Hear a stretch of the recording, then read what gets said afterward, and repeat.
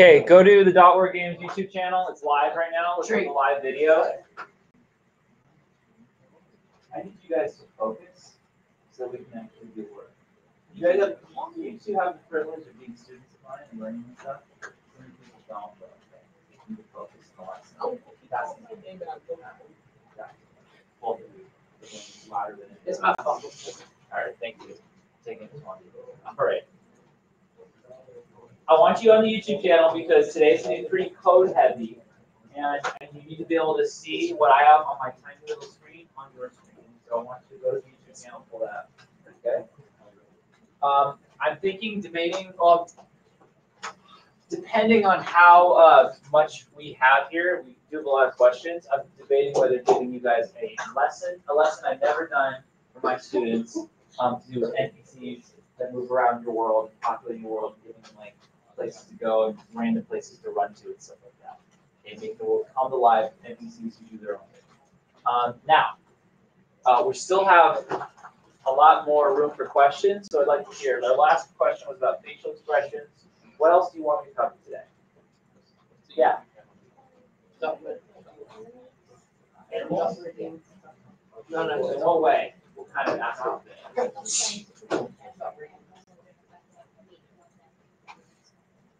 Okay, trying to go what? A cat? Okay. I can talk a little bit on that. Definitely. All right, what else? What else? How about this side of the room? Side of the room, any questions, things you want me to cover?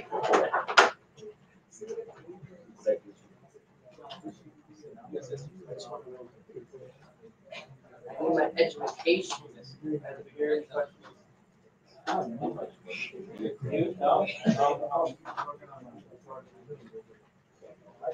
All right. So we'll cover these topics. If one comes up and you think about it, we can add it to the list. So we have moving platforms, enemies, adding widgets, switching characters, getting rid of errors.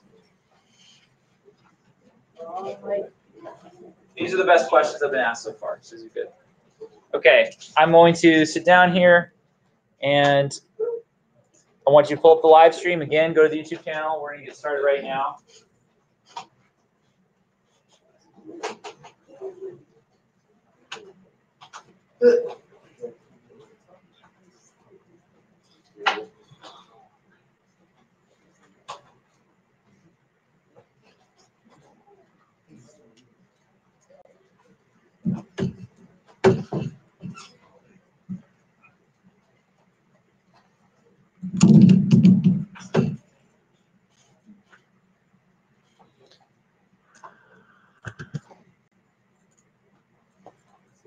Okay, so we're all on the new project tab. I want you to choose the third person template. So same kind of template we did yesterday. We're doing a new project, third person project, and you can name it whatever you want.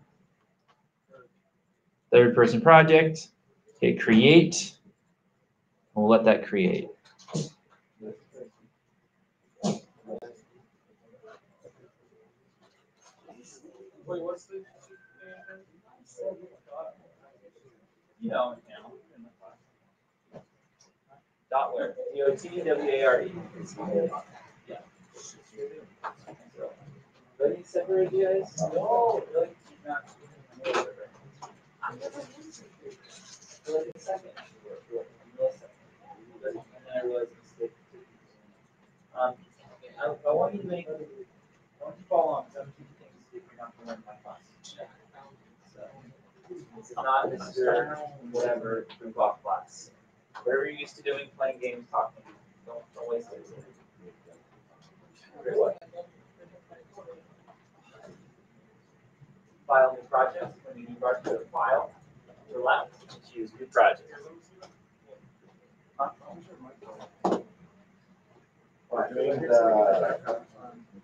It's the first person. It's kind of like your voice in here is like. It's right here. Yeah, you're like. Yeah, it's just YouTube. YouTube is lagging.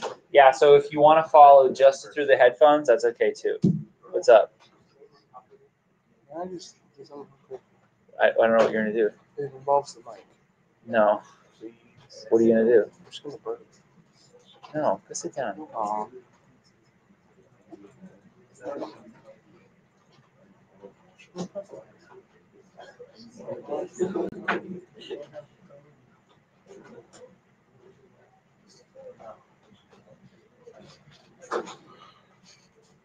All right, so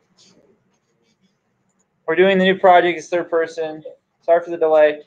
We want to do a moving platform, okay? Off the top of my head, moving platform, I would do that with either a timeline.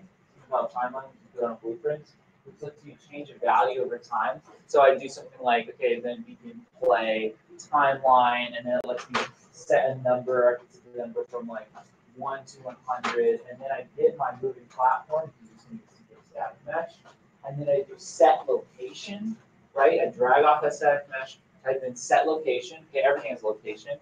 And then I'd set the location, and then it says X, Y, Z for all different locations are made three numbers, right? X, Y, and Z.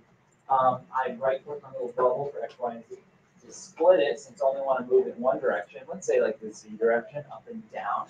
And then I plug that timeline output into the Z. Let's say the timeline is say, okay, goes from 0 to 500. That means that that thing is now going to go up and down from 0 to 500 units, right? Or at least up, and then maybe I can reverse it, and then because timelines let you reverse them and go backwards, and then it goes down.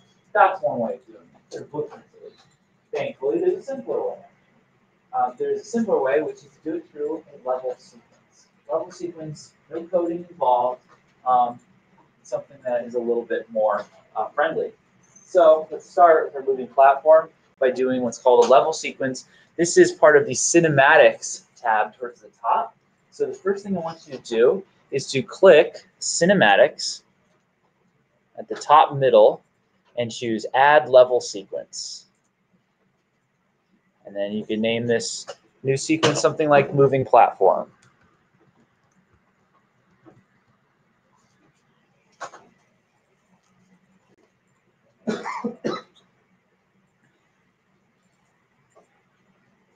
Now, when you create the level sequence, you should get a timeline that appears at the bottom. If not, then you want to double click that level sequence in your content browser. Where? So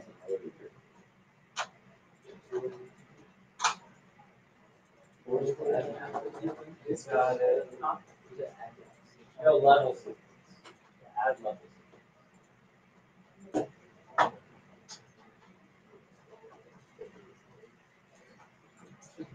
Yeah.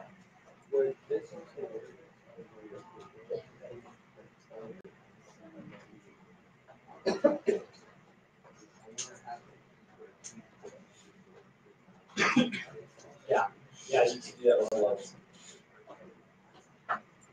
Because you can play level sequences through blueprints. Like you can put it on a blueprint and then just call it play sequence. So that's your third person character. I'm going to move this over to the side for now. Move it up here.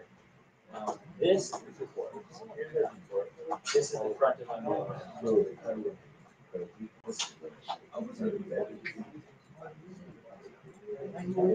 Oh, you lost it.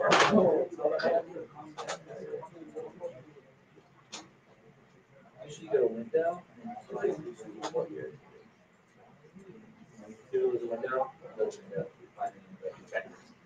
All right. So, what's cool about the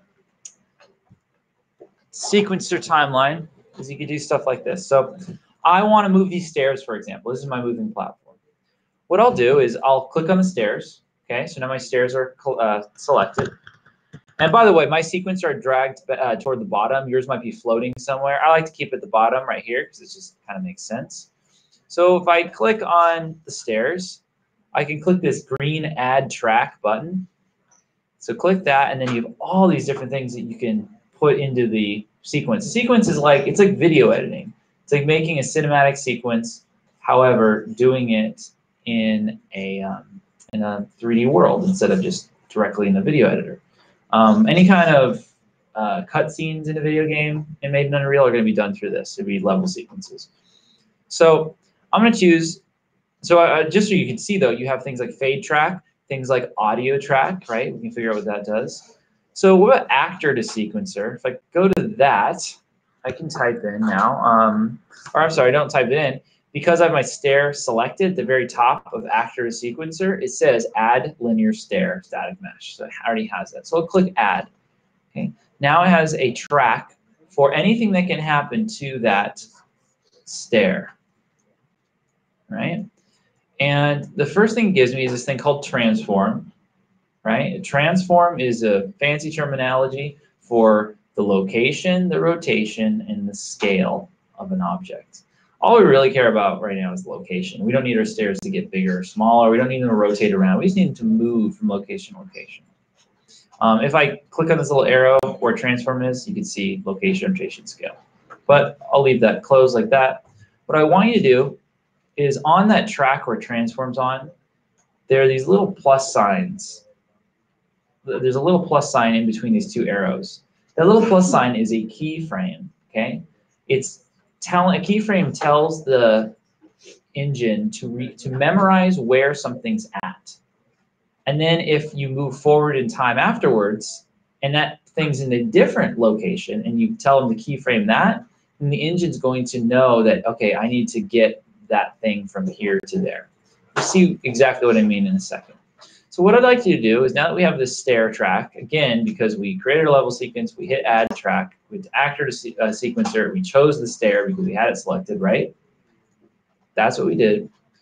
Then what I want you to do is where it says transform, that keyframe button, the tiny little plus sign in between the two arrows, click that once, and it's give you this little red dot on your timeline. Little red dot. That's a keyframe.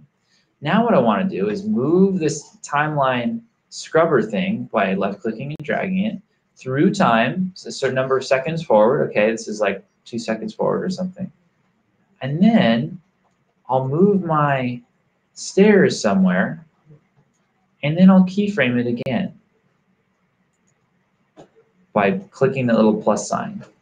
And now that I've keyframed it in 2 different locations over time, watch as I scrub through this, what happens? See, it moves. It knows to go between the 2 keyframes because it's memorized the first location and the second location, separated by time. And if I can hit spacebar to play this, by the way, or you hit the play button in the lower left, and I can see what that moving platform looks like. Right? Just like that. So now it's moving. Now, what if I want to do some interesting stuff, like I want it to loop, for example, loop back and forth? Well, what's really nice is your sequence, your level sequence, is actually in your content browser and can be dragged out into your world. And I want you to do that. I want you to drag your level sequence, mine's called world, moving platform, into your world, and then just check mark the thing that says autoplay in the details panel, and then set loop from don't loop to loop indefinitely. That means it'll loop. If I hit play, I have this moving platform.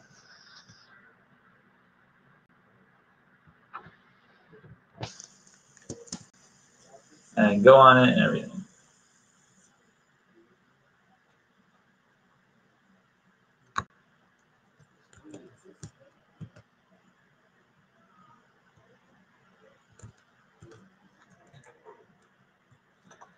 And there are definitely things that need to be worked out with that and all that sort of thing.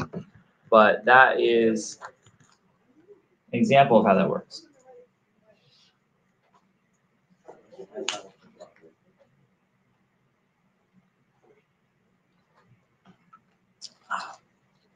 Okay. There's a lot more to the sequence than that, but hopefully that kind of shows you a quick way that you can experiment and make a moving platform of any kind. This also applies to, yes, opening a door, that sort of thing. Yeah. Okay. Somebody asked me, I want to add a widget to my game. Okay, let's do that now. Let's do adding widgets. Some of you have already been good at like creating widgets from nothing, and you know how to do that. A widget, by the way, is, who doesn't know what a widget is? A widget is a menu. That's all a widget is. A widget is a menu, and just like anything, you have, every game has widgets. Every game has menus. In Unreal, they're called widgets. Your health bar is one. Your main menu is one. When you pause the game, that's one. That sort of thing. So following along, I want everybody to now hit Add New, the green button, Add New on the left, and go down to User Interface. This is a completely different lesson. So follow along. User Interface, and then choose Widget Blueprint.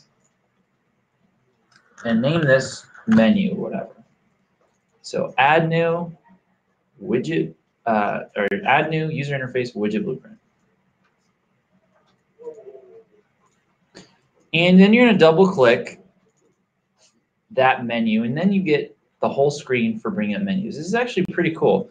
You have all the options that you would need, for example, buttons and stuff. On the left, you can just drag them into here, right? And you can drag text onto a button, and then boom, you've got text. How do you change the text? Well, you change anything, again, in the details panel. Typing in play.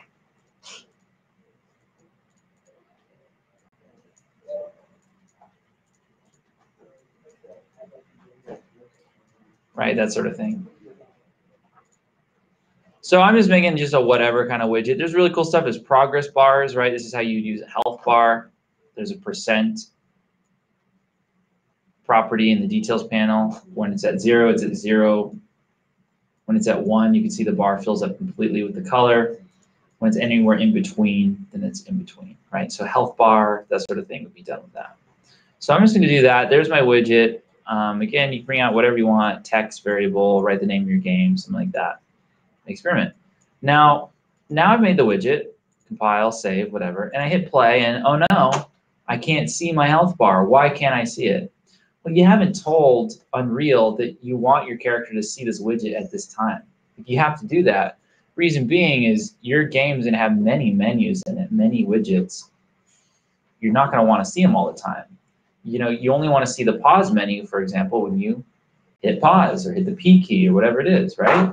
You only want to see the main menu when you're doing the main menu stuff. You only want to see your health bar when you're playing the game.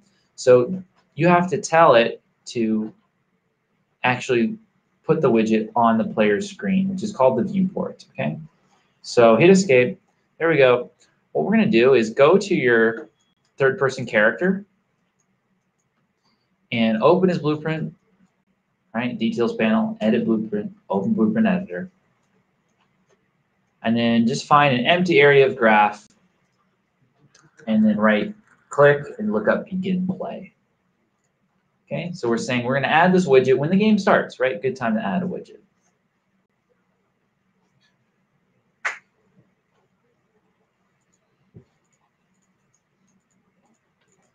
So event begin play. So to do this next part, it just involves 2 nodes. One's called create widget. So drag off begin play and type in create widget. Choose create widget. Okay. And then once you've brought up the create widget node, you want to click the drop down where it says select class and choose the widget you want. In this case, I named my widget menu. So menu comes up. If you didn't name your widget, it's probably called something like new user widget or something.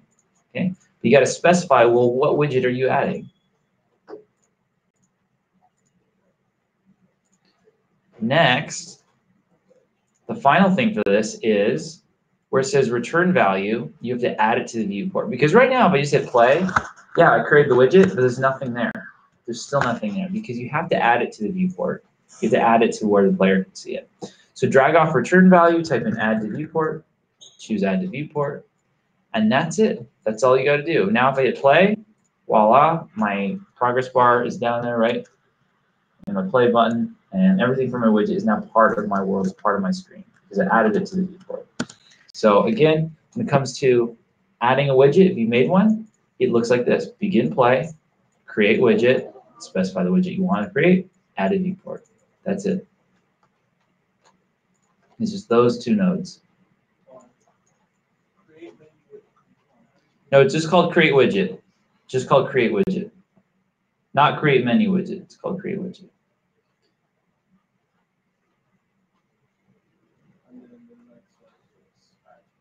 Mm-hmm.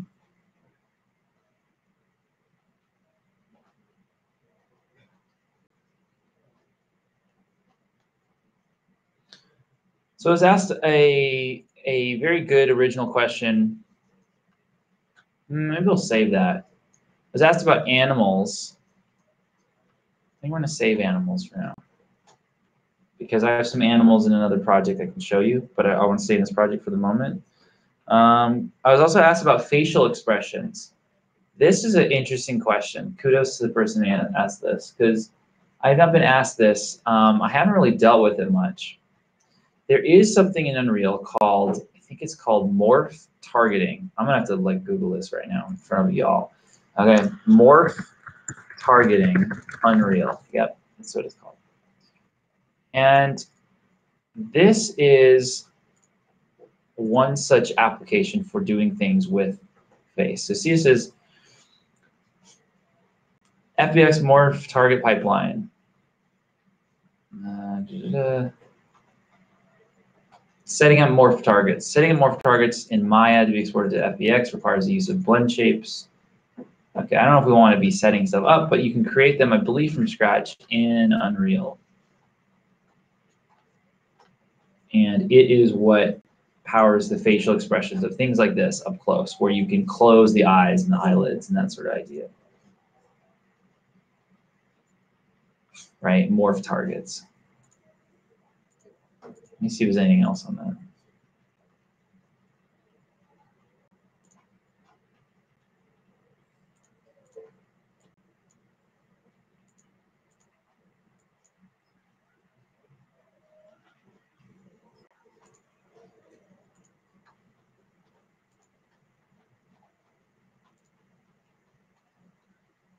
The only issue I see here is they are going to Maya, which is a paid program, paid modeling program that you don't have. I don't have.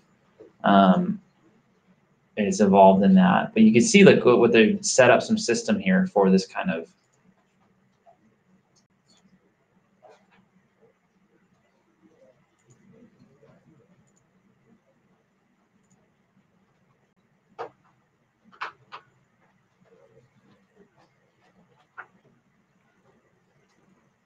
Yeah, so this is a great question, a great area of study. I'll let you look into it and become the expert on it, because I am not. But it's something I definitely would like to explore, because it's, I mean, just about every game uses this sort of thing. So, by the way, this is the Unreal Engine live stream. You can go on YouTube, and there's just these hours of live streams from the creators of Unreal Engine at Epic Games, and they're awesome, and they're very good to watch. Okay.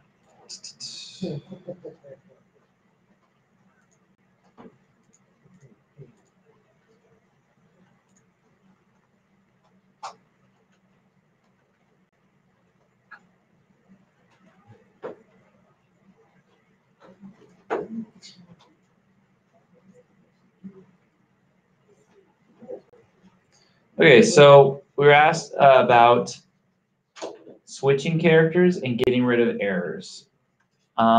Let's talk first about switching characters, because I have a feeling we'll probably encounter some errors in that. So there's too much talking going over on that side of the room.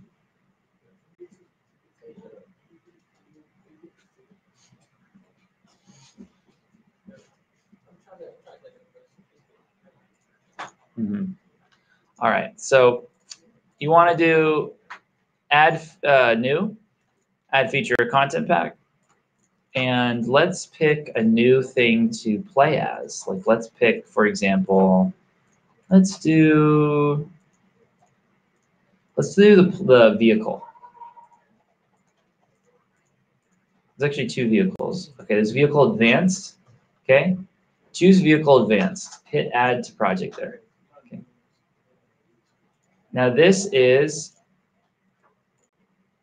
going to add, when you hit add new, add feature or content pack, and then choose vehicle advanced. The vehicle is its own character. What we want to do is we want to switch to that character. We can switch to other third-person characters too, if that answers the question more closely. But it is good to know that, you know, when you're playing Halo, for example, you play many different characters. You play first-person Master Chief, and then you play third-person Warthog, and then you play third-person Banshee. And all these things, you are playing those characters. You don't think you are, but you're playing them. You're no longer playing that third-person character. You're playing the flying banshee character. Even though you think it's just a vehicle, it's a character. So what exists beyond that? What is the thing that persists the entire time? And this would be called the player pawn. Or actually, I'm sorry, the player controller. And you're going to see that in a second. So let's, you've added your vehicle template. Go into the blueprints folder of that and drag vehicle blueprint out into your world right here. Okay, it's a tiny little vehicle. Now when I play, I am only playing as the third person character. I'm not the vehicle yet. So how do I get to be the vehicle? Okay.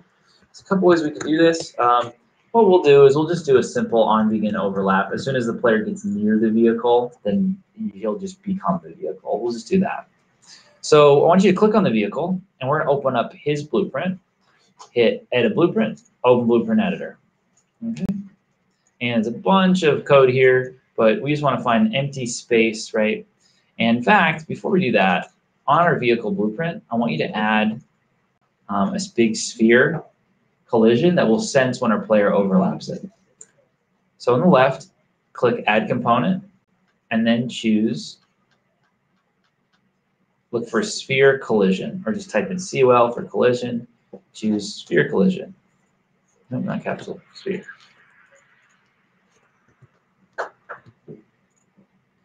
And then size that up so it's big enough so that we can all see it. So make it a big enough sphere so that it kind of surrounds the car, so that as soon as the player gets near this car, he's going to turn into the car. He's going to switch characters.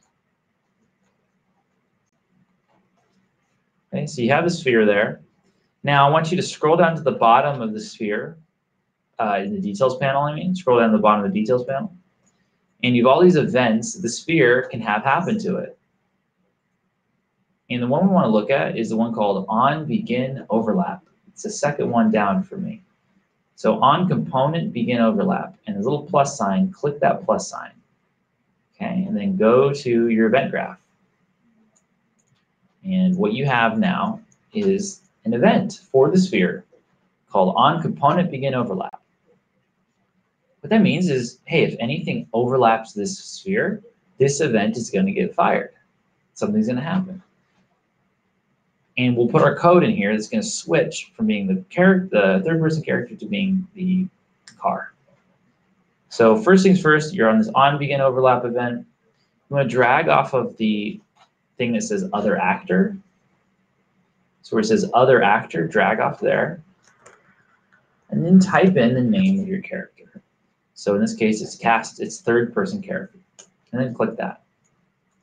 This is going to cast the third-person character.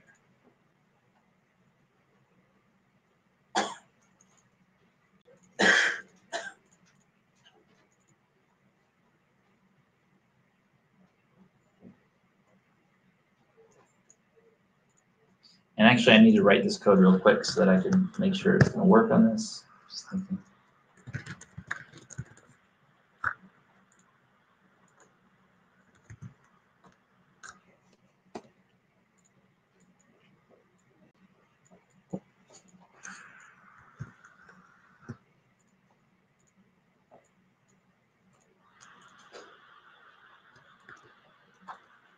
Okay, it works. All right. So what you want to do is, so as you said, cast the third-person character. The next thing you want to do is you just want to right-click on an empty area graph and type in Get Player Controller. Get Player Controller. Choose that. Get Player Controller. What is the Player Controller? The Player Controller is a blueprint, but it comes with the whole game engine, right? It is the soul of your player. Think of it like that, because like I said, in Halo, you can go from being Master Chief to being the Arbiter, if it's Halo 2, to being a Banshee, to being a Warthog vehicle. You can be all these different characters. Well, what is the thing that's being those things? What remains when you leave that character's body? It's the player controller. It's the thing that never goes away, right? That's your player. So what we want to do is we want to send our player into the new character. which is why we're getting the player controller. So once you get player controller, what you want to do next is you want to drag off the return value and type in the word. And by the way, oh, well, it won't let you do it if you drag off return value. So right click on the graph instead and type in POS for possess. You might type in the whole word, POSS.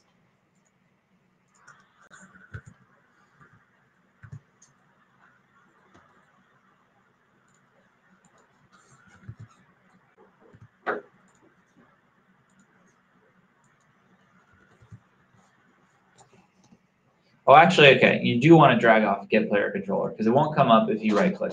So just click away, and then I want you to drag off of return value of get player controller. Now type in possess, POSS. Okay, possess. That's the magic thing. If you want to switch characters and you remember nothing from this lesson, just remember possess. That's what it's called. Look at possess node. Okay, that's going to take care of it. Because all possess is going to do is it says, hey, give me the controller. All right, and now it's in there as target, and then it says, and then give me the character you want me to put the controller into, which is the thing that says in pawn. So connect the sideways triangles from cast to third person character into possess. As far as in pawn, one is drag off in pawn and type in self. Why self? Because we're doing this code on the vehicle blueprint currently. Okay, since the code is being written on the vehicle blueprint. Okay, then the vehicle blueprint is what we're possessing.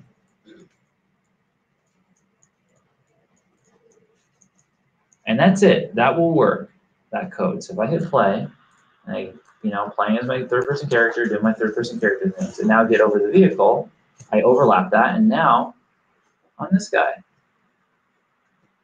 Now I'm a totally new character. And that's how you switch.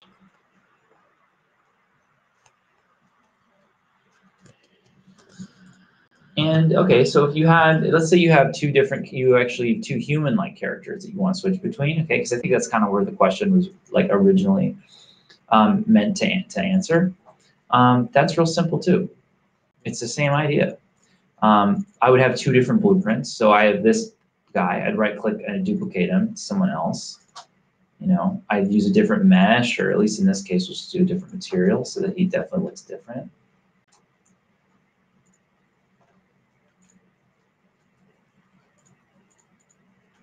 And for this, I could just do a key button on my event graph called, M key.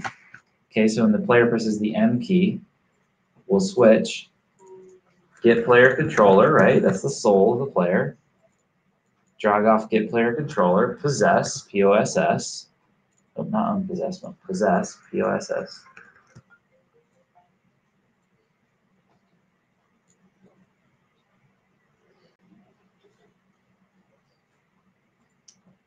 And then as far as the in pawn, we somehow have to get that other thing called third person character 1. I'm just going to name it something better. I'll just name him character 2. What I'll do is I could do get all actors of class, which is a sneaky way of getting everything of that type. Change the class to character 2. I know I'm going really fast, but that's why it's in the live stream. I'm just showing you a way of demonstrating it. Then do get, and then by doing the get node, it's going to get the first one, in this case the only one of those in our world, and then put that into in pawn and make sure those are connected. And then with that code, when you hit play, and then I hit M, I got to put that guy in my world first, okay? So I'll put this character 2 in my world. Okay, here he is. I hit play, and if I hit M, voila, I'm him. That's how character switching works. So again, just for the benefit of the live stream, I'll just take a look at that code again, what that looks like. Looks like this, okay? And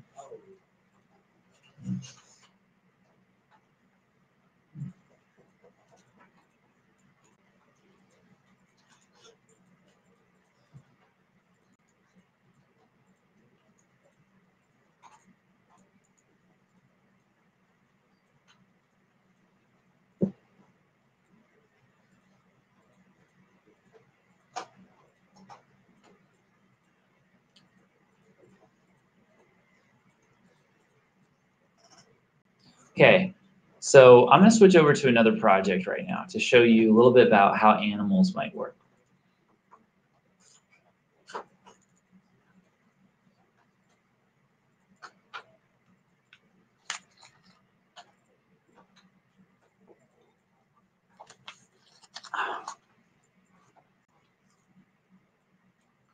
So it's asked, like, how do you make animals in your game? And my short answer is I don't. I buy them, or I get them online, and then those become animals in my game. Making any kind of characters, that's not going to happen in Unreal Engine. Unreal Engine does not have a character modeling ability too much, and it doesn't. It has. You can kind of make animations, but you can't make like new bones and skeletons and stuff. However, and this is good for only human-like characters, I think, but there's a really great website called Mixamo.com, Mixamo. Some of you have been downloading stuff from it, it's free. And they have a bunch of characters, right, like this guy, and I can just go through these hundreds of animations, pick one, and then download the animation. And it downloads as an FBX, and then I literally just import that into Unreal. And it lets me change things like the speed of the animation, character arm space, how long it is, all kinds of really cool stuff. So let me show you some cool animals I purchased. Right? I did not make these, I purchased them. I might have tweaked some of the stuff on their materials and things. Actually, I did, for different reasons. Let's take a look at this elephant. So this was made by somebody who's really good at this stuff, right? And they would have made it in Maya or Max or something like that. Maybe Blender. Because an animal is really, you're looking at a few things in there. You're looking at a skeletal mesh. Our characters, our third-person characters, are skeletal meshes, right? Not static. Static mesh is something that can't move. It can't be animated. It's static. It stays, right? Skeletal mesh is something with a skeleton, has bones that can change. Those bones are the reason it can appear animated, right? So you need a skeletal mesh. The skeleton needs to be kind of in the general shape of the elephant. So we'll take a look and see if I can get this. Mixamo.com. Now there's no animals on it, but Mixamo.com is the best resource I know of for getting free animations and free models. Like, take a look. Here's all the animations. Go to characters. Look at all these insanely good characters too. Whatever you want, you can download. Adobe owns this. So these could be characters in your world.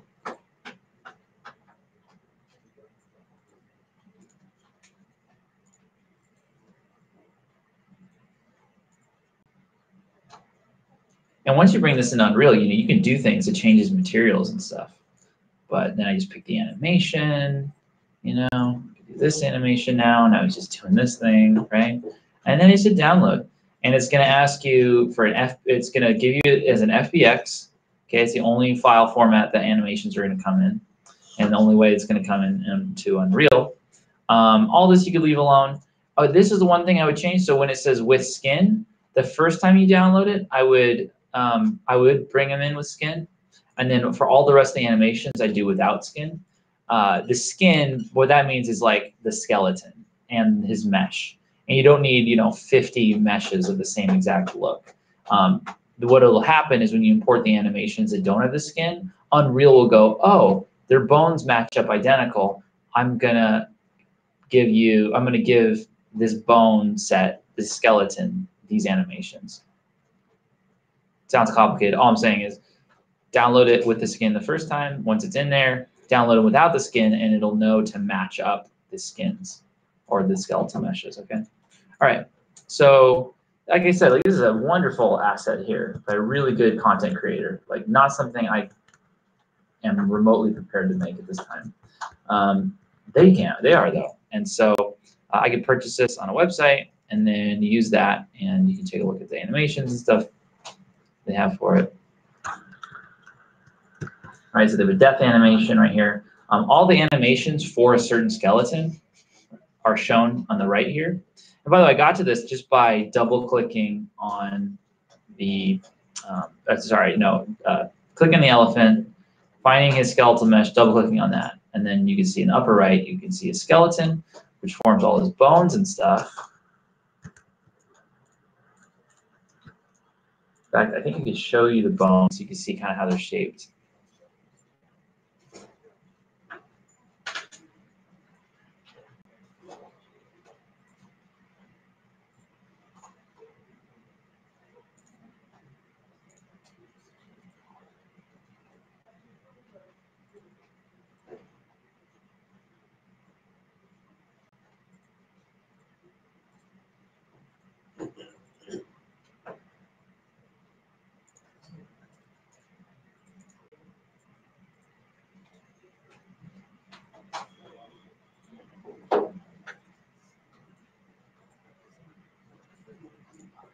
Okay, there it is. Yeah, so you can see sort of how the skeleton here is different than a third-person character would be, especially on an elephant, right? It has to have a bone for the whole trunk thing. And even the trunk has to have its own individual stuff. And again, all these bones would have been specified in Maya or Blender or something like that. The elephant one, I didn't even think about this, but the elephant's an interesting example to show you because elephant has a trunk, and in order for this thing to be animated, remember, in Unreal and in any kind of software like this, the bones aren't there to hold up the structure like in real life. Okay, the bones, doesn't need to have bones in order to hold up the mesh or whatever.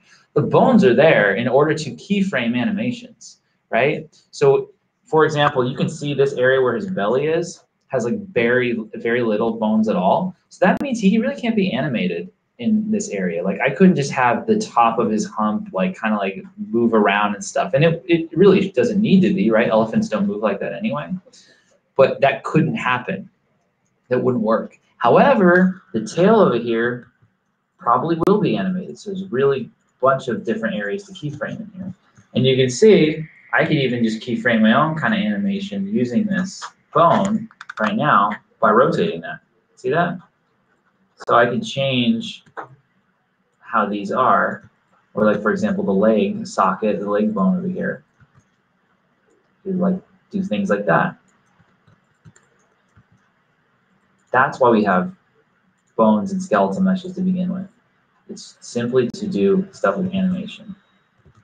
So things can be animated. So with this example, it's particularly unique because the trunk has to be animated. So let's take a look at some of the animations, right? So with the depth animation, and I said all the animations for this skin are on the right. So I can double click these to check them out. Running animation. That's I guess how an elephant runs. Idle animations are important. There it is, like that. Okay. I'll turn off these bones so you can see kind of how good it actually looks.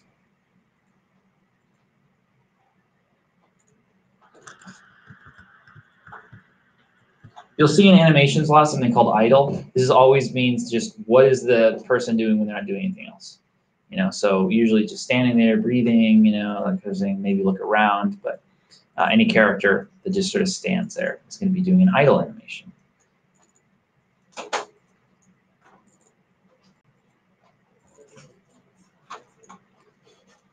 So yeah, that's sort of my, I guess my lecture topic as far as animals are concerned. Some animals you'll get as terms of skeletal meshes. Some animals you can do particles with. So let's see. I have something that I also purchased that I really like, and it's like these butterflies. Okay, these butterflies are actually a particle and a material. So they're not. I don't believe they have any skeletal mesh to them whatsoever.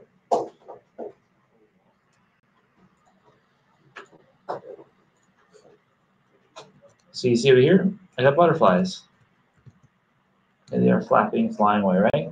Those aren't individual characters or blueprints called butterfly blueprints. I'd like them to be, but they're not. What they are is they're particles.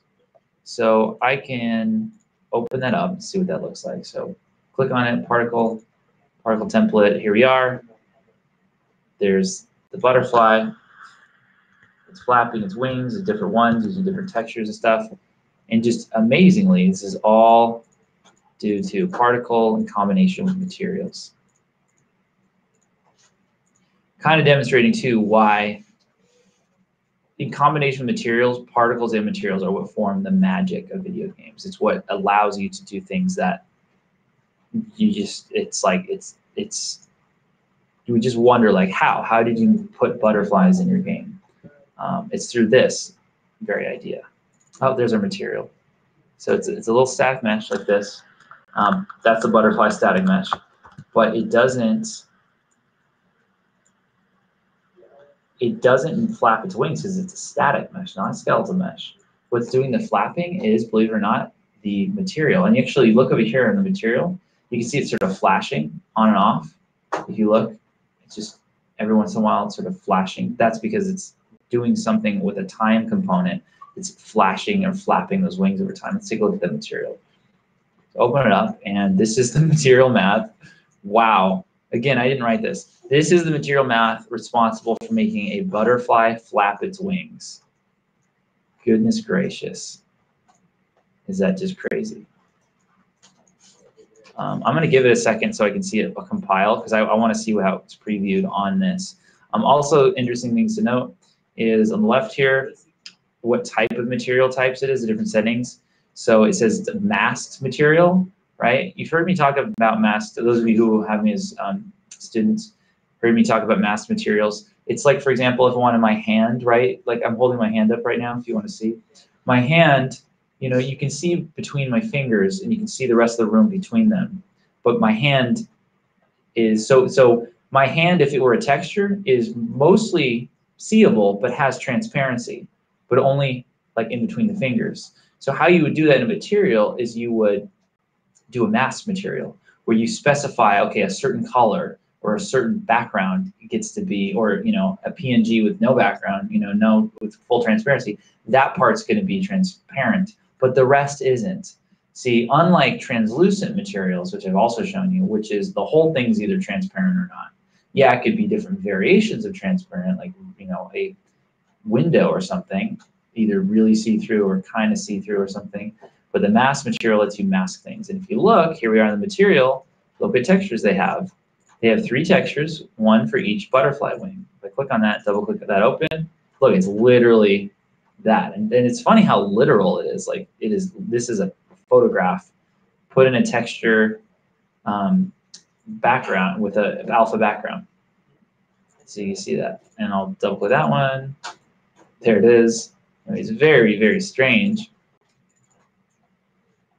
And what this is doing, since it's masked, it's going into, ignore all this crazy math. This is just, honestly, this material would probably work with all of the math functions put out, not even included. But this is going into what is essentially a mask that says to make the background, this part, the checkerboard part, transparent. And then the flapping's coming from this time component times this time scale and a bunch of other things and all that. And so what you get is this strange material that sort of flaps and spontaneously results in the appearance of butterflies, right? Just like magic. I mean, if that isn't magic, what is, right? All right. I am getting tired, clearly, because I'm getting all like romantic with my butterfly examples. Let's get off the topic of butterflies. Let's talk about something, I don't know, something cool, like lions. I have lions in this project. It's the same idea though, okay, skeletal mesh, regular mesh. The butterfly thing was just how to also do animals, but in a totally different way, using particles and materials only. No skeletal meshes, nothing. So you can always achieve things in more than one way. All right, let's see, getting rid of errors. So that was the other thing I was asked. How do you get rid of errors? Well, let's load up a map that I have some errors on and take care of them. How about that? So I'm going to go into this part of the project, into one of the test maps.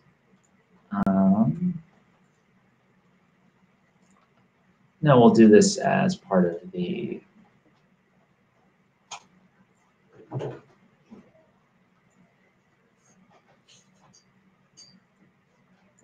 try here.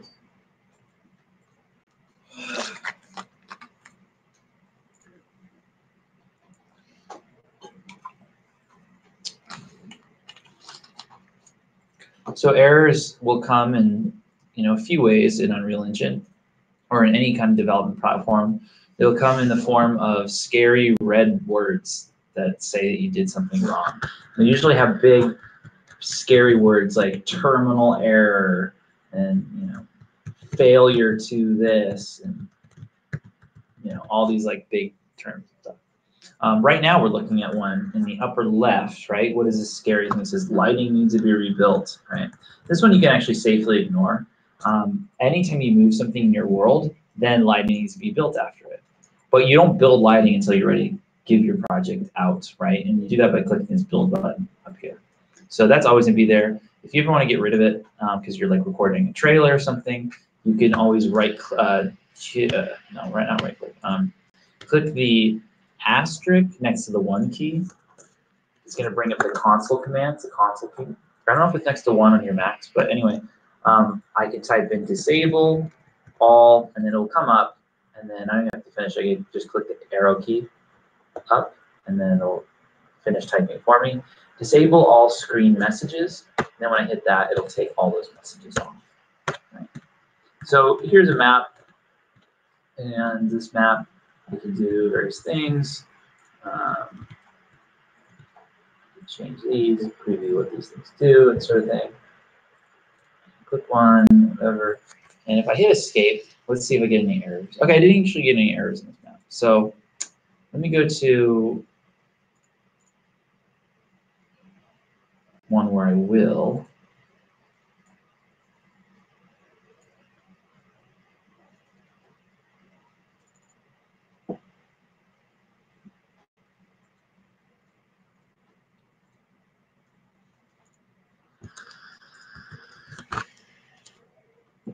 Okay, there, we got a whole bunch of really good errors there.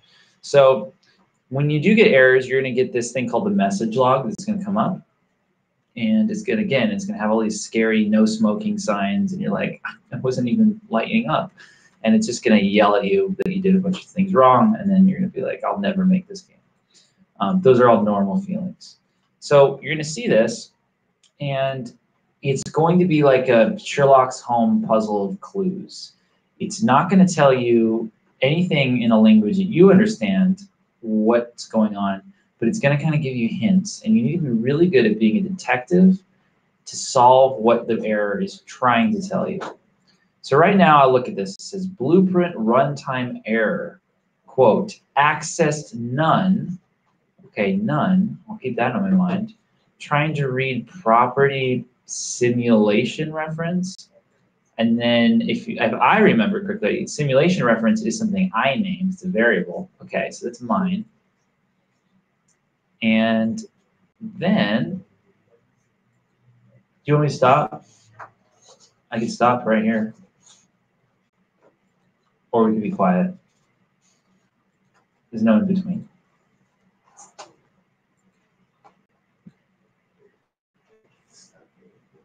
You want me to stop right here? You guys are worn out? All right. All right, that's that. Lesson over.